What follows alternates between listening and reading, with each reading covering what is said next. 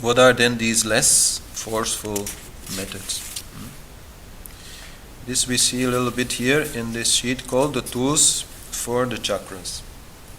It means the working with the colors of the chakras, the shapes of the chakras, and the sounds of the chakras.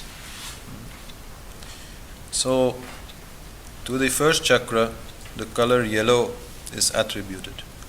Second chakra is bluish white. Third chakra is bright red. Fourth chakra is a smoky green. Fifth chakra is a smoky purple. And sixth chakra is a bright white color. Now this may amaze some of you who already have been reading about chakras, because you have heard about other colors. You have heard about the rainbow colors. No?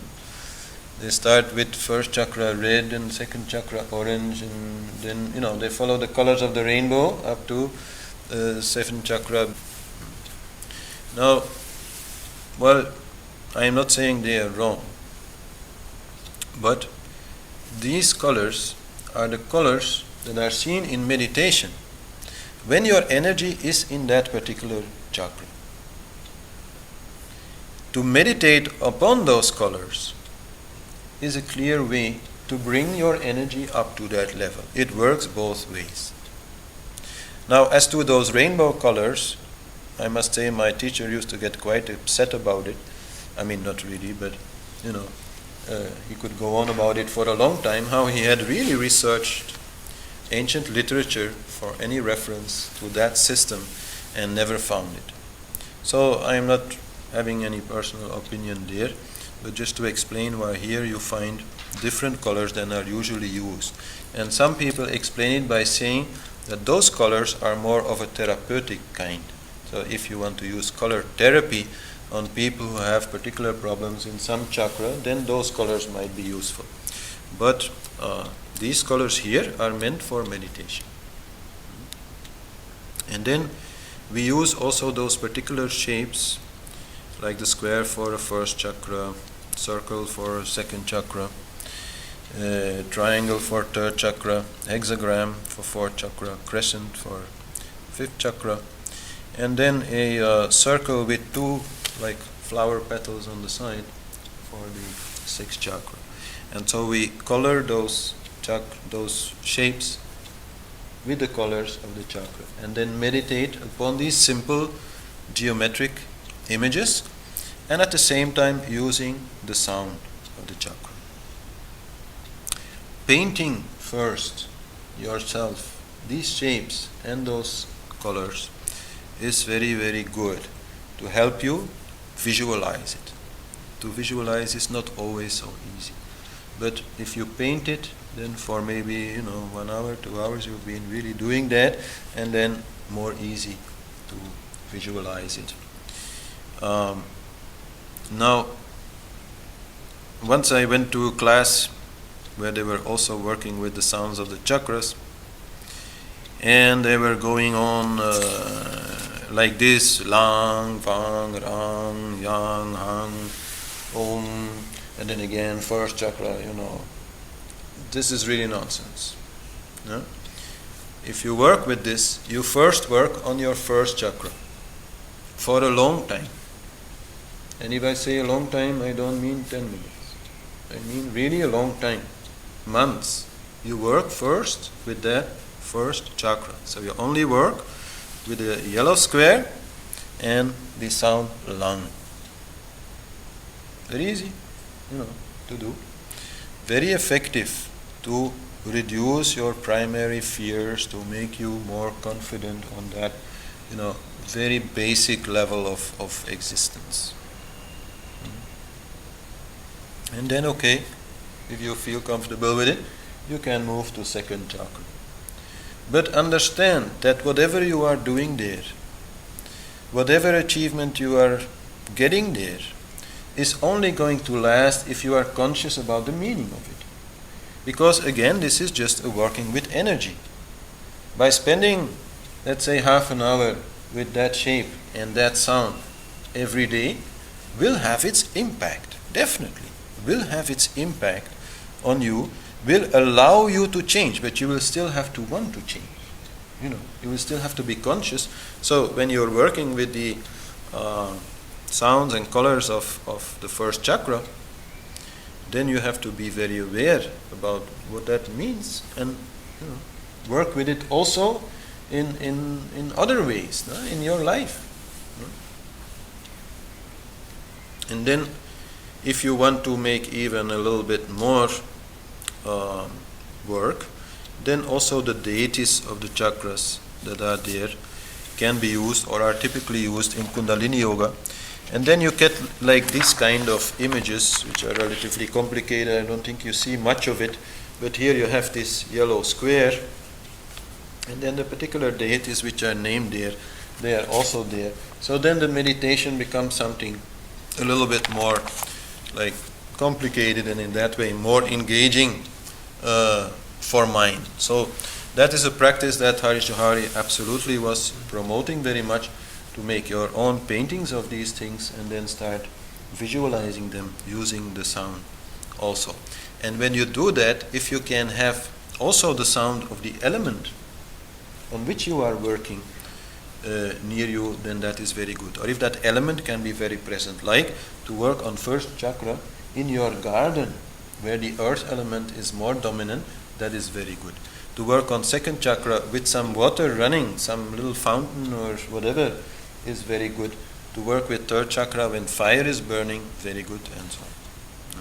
So this is a more soft way to work with the chakras, but also very efficient if you understand what it really means to go beyond these chakras. And that's where I want to a little bit end with. That is, what kind of attitude can you have? Now, when it comes to first chakra, security, as I said, there is no security. But there is one kind of security which is really giving you security, and it is self-sufficiency. Self-sufficiency is a very simple thing. It means that you decide once and for all, I am not going to be lazy. If some work needs to be done, then I'll do it.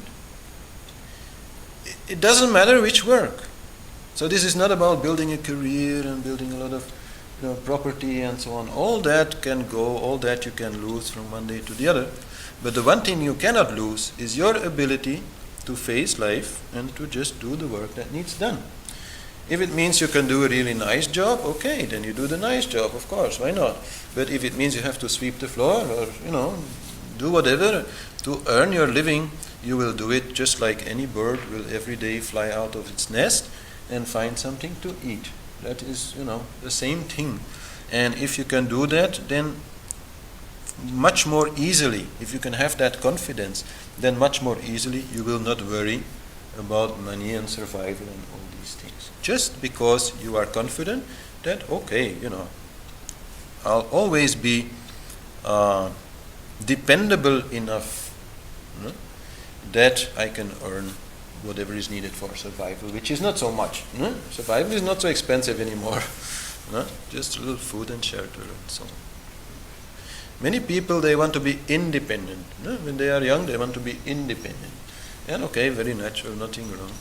But the truth is, we are all interdependent. Without the bakeries, what are you going to do? You still need bread. So we all depend on each other, and the only way to really have some security in that game is to be dependable. If others can depend on you, then you will be able to depend on them, and then you will always, have what you need to survive. And that first chakra problem will largely go.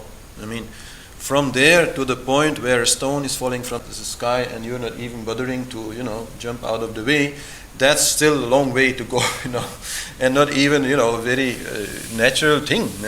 Even most saints will jump out of the way when the stone falls or a car comes or something.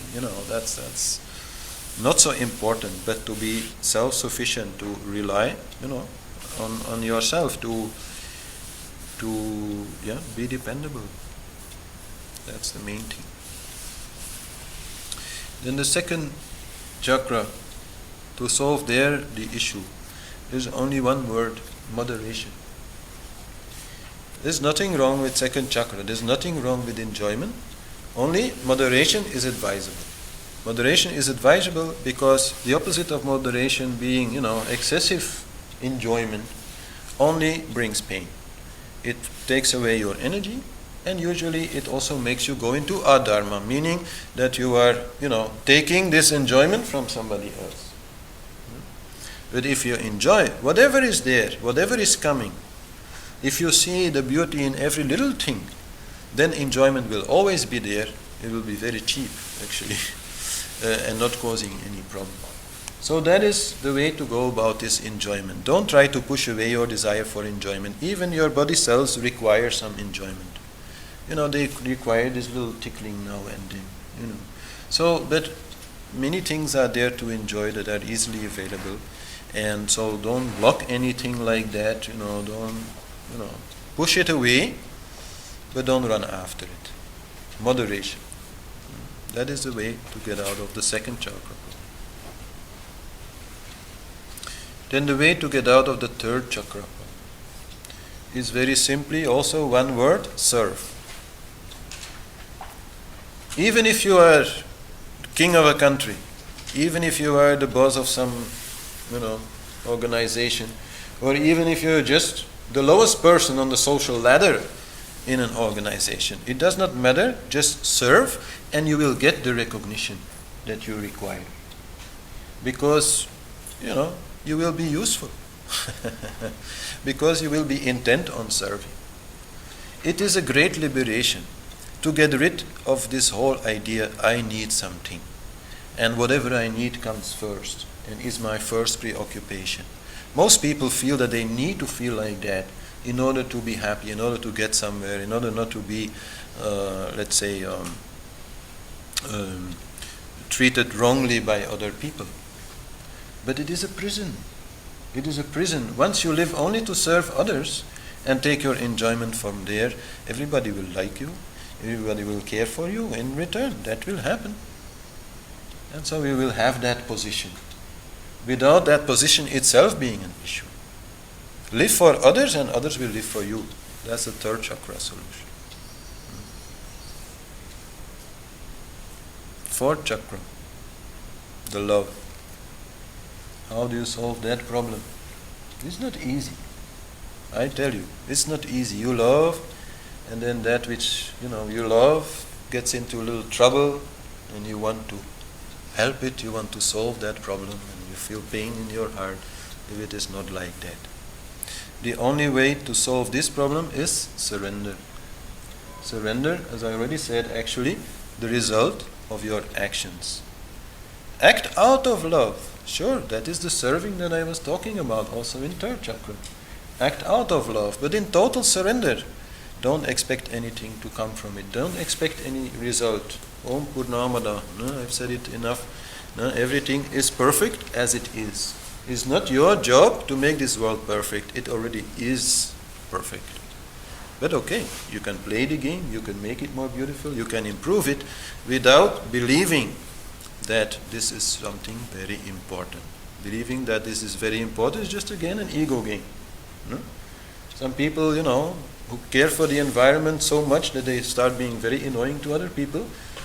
Sorry, no, should not be. Should not be. It's very good to care for the environment. I spend most of my life doing that. But, not by becoming angry with other people because they don't understand or because their, mind is elsewhere. Just trying to do a good job, that's all. Then, fifth chakra problem. Fifth chakra problem of seeking an answer. Accept that there is no answer. Fifth chakra problem is all about accepting. It's accepting the truth. The truth of you not being the individual you thought you were. The truth of us being all the same. All those things are very easy to explain. I give often a class, Jnana Yoga, and I explain, this is the truth. Very simple to understand. You could teach it to children 12 years old, they would have, I think, no problem to understand it. But to accept it, that's the problem. That's why we continuously, intellectually also trying to find fault in that truth.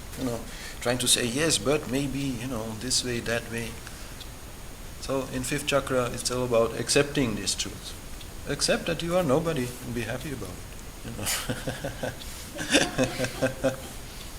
My name is nobody. This name, right? So that. Sixth chakra problem is then about really letting yourself be dissolved. After this understanding comes, let it go. Let it go. Just let go. Let go. Nothing more to do with it. No. That's not really such a big issue. But so if you can work on these things, and at the same time a little bit work with this energy, that will work so much better than if you're just trying to do that all like by yourself. That's the little magic. And for that you have to try it. It seems like a very too simple thing, right? To meditate on a yellow square, singing long, like, what are they talking about? But that's just, the point with this ancient Vedic knowledge. Some of these simple things are very, very smart. And to know it, you have to just do it. It's like, this kind of thing. To use a cloth like that instead of using a pullover. Seems very old-fashioned, But by wearing it, I've come to realize, no, this is actually incredibly good. Because this way you can really completely regulate the temperature. If you're wearing a pullover, then, you have everything covered. No? And okay, I always use pullovers with a zip, so that at least I can open them and close them. Because sometimes it's a little warm, so then you want to open it, but you don't want to take it off completely. You want to, a little bit open it. But still then your arms are in it. So it's not so practical. This is unbelievably practical because all the time, even unconsciously, you can change it. It can cover any part, you can the whole thing like this. And even the legs, were necessary. But then when it gets a little warm, you'll see me doing like this, and a little bit like that until maybe it falls down and so on. This is an unbelievably simple thing, but very efficient. Same way with these colors and these sounds. So I think we just have a little time to chant the sounds so that you a little bit know how to do it, but it's actually quite simple. And here, of course, we will have no other choice but to sing them more or less one by one. Let's say we will sing them 3 times each. And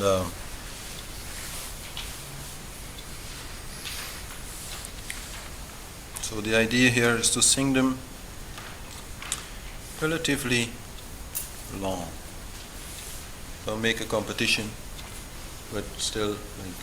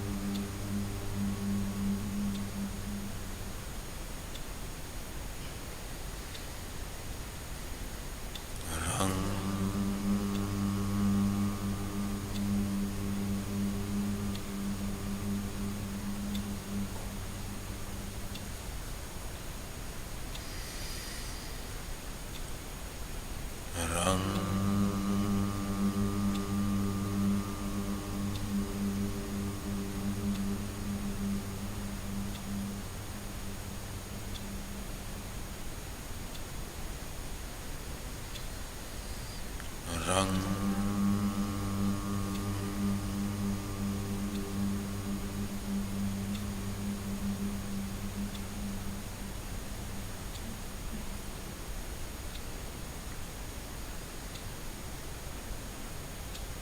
Yang.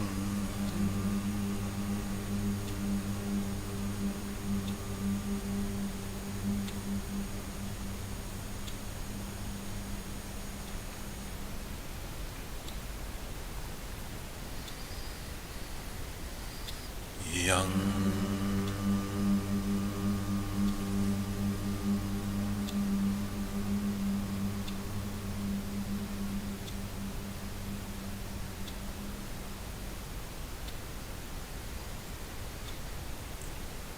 Yang.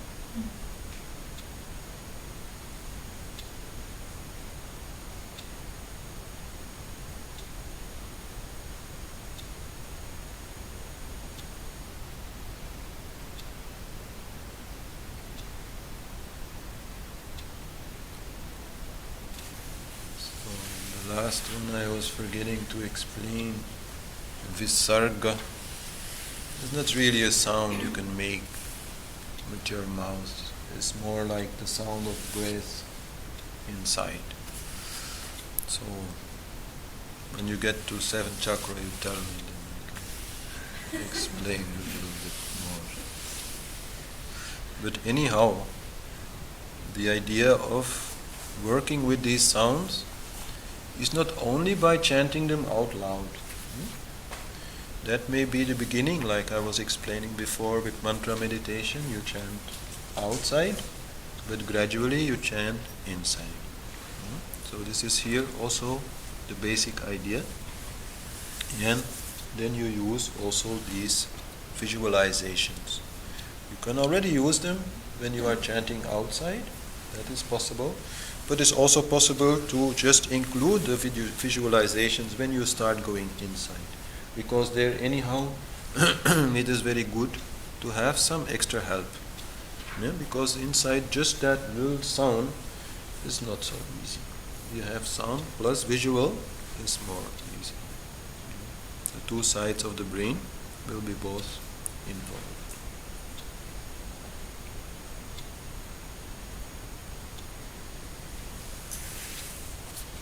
So, I'm sorry we could not sing more, but yes. Why do you have to start with the first chakra and not which chakra you want to work on? Well, that is also possible. If you say, oh, I really need to a little bit, work on my fourth chakra because I so much care about other people that I'm running out of money. Can have, or whatever. No? Sure, no, that is correct. If you have a particular reason, you can work on a particular chakra. If you want to become more self-confident, for example, being a little shy maybe in public, work on your third chakra. Nothing wrong. No? To a little bit strengthen your fire there. No? Nothing wrong. You might eat even a little ginger with it. May help. Sure. No? If you're working with second chakra, drink lots of water. Purifying that element by lots of water and having a real water cleans. No? So all these things are possible. But if you are working more like, let's say, in a methodical way, building up this kind of meditation, then you start with first and then go to second. Move upward from there. Yes.